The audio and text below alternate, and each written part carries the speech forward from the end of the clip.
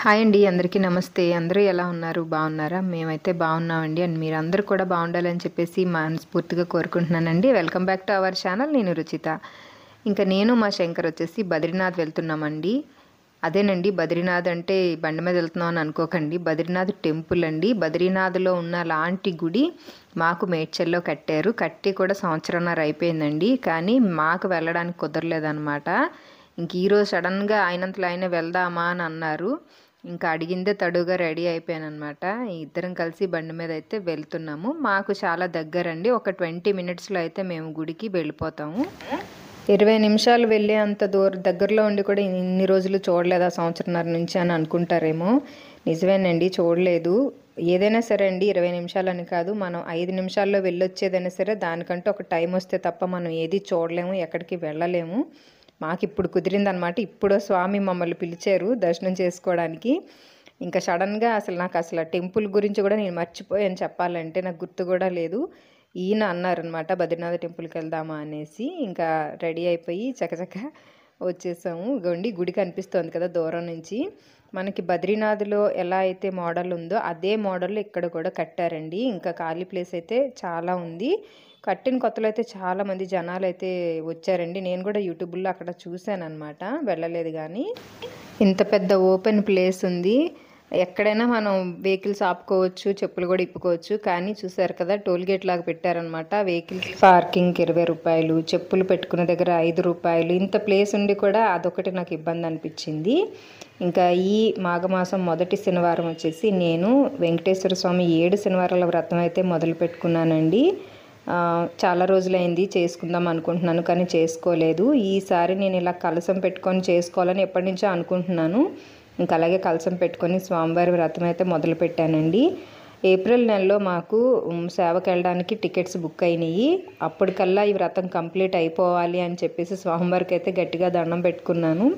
చూడాలి మరి మధ్యలో ఎలాంటి ఆటంకం కలగకుండా మేము సేవకి వెళ్ళే టైం కల్లా వ్రతం కంప్లీట్ అయిపోయేలాగా స్వామివారు కరుణిస్తారని అనుకుంటున్నాను.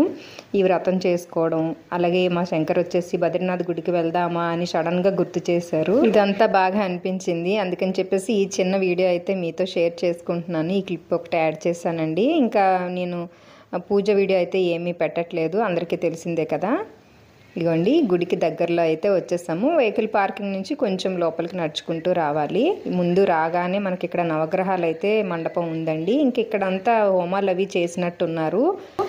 గుడి చూసారు కదా, సేమ్ మనకి బద్రీనాథ్లో ఎలా ఉంటుందో అదే మోడల్లో అయితే ఇక్కడ కట్టారంటండి.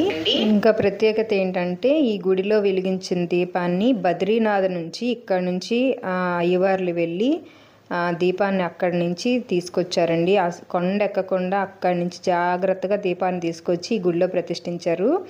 ఎవరైనా దగ్గరలో ఉన్న వాళ్ళు వెళ్తూ ఉంటారు కదా, డైరెక్ట్గా దేవుడినే కాదండి, కింద దీపం కూడా వెలుగుతుంది. ఆ దీపాన్ని కూడా చూసి నమస్కారం చేసుకోండి. అన్ని రోజులు వాళ్ళు ఆ దీపం కొండెక్కకుండా జాగ్రత్తగా తీసుకొచ్చి గుడిలో పెట్టారంటే అసలు సామాన్య విషయం కాదు కదా. ఇంక ఇక్కడ చార్ట్ బోర్డ్ పెట్టారండి. ఏ పూజకి ఏ అభిషేకానికి ఎంత ఛార్జ్ అనేది ఇక్కడ ఒక చిన్న చార్ట్ బోర్డ్ అయితే ఉంది. ఎవరైనా చేయించుకోవాలనుకుంటే చేయించుకోవచ్చు అనమాట. ఇప్పుడైతే ఖాళీగానే ఉందండి గుడి. మేము శనివారం రోజు వెళ్ళాము, ఖాళీగానే ఉంది. ఇంకా స్వామిని దర్శనం చేసుకొని రాగానే అమ్మవారండి, లక్ష్మీ అమ్మవారి టెంపుల్ అయితే అక్కడ పక్కకు చిన్నగా ఉంది. ఇంకా అమ్మవారిని కూడా దర్శనం చేసుకొని ఇలా ఇక్కడ ఎదురుగుండా పసుపు కుంకుమ అన్నీ పెట్టారు. కొంచెం తీసుకొని బొట్టు పెట్టుకున్నాను.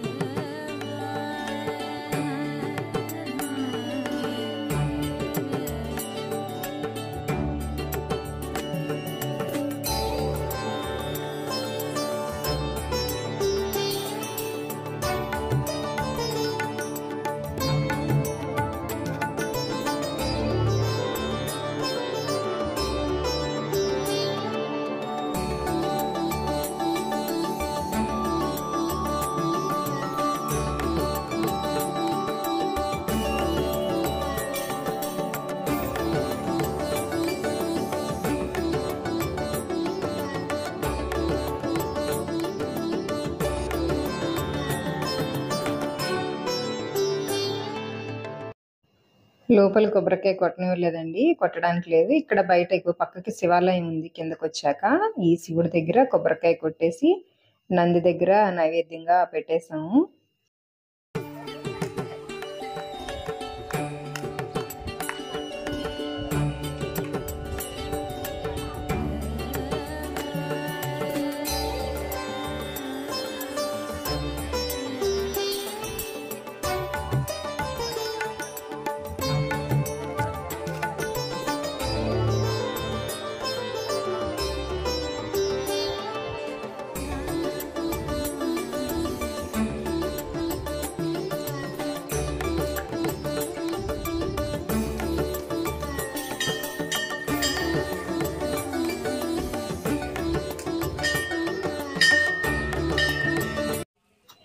ఇలా దగ్గర నుంచి చూస్తే ఇంకా బాగా అనిపించింది. బాగా కలర్ఫుల్గా ఉంది కదా గుడి, చాలా బాగుంది.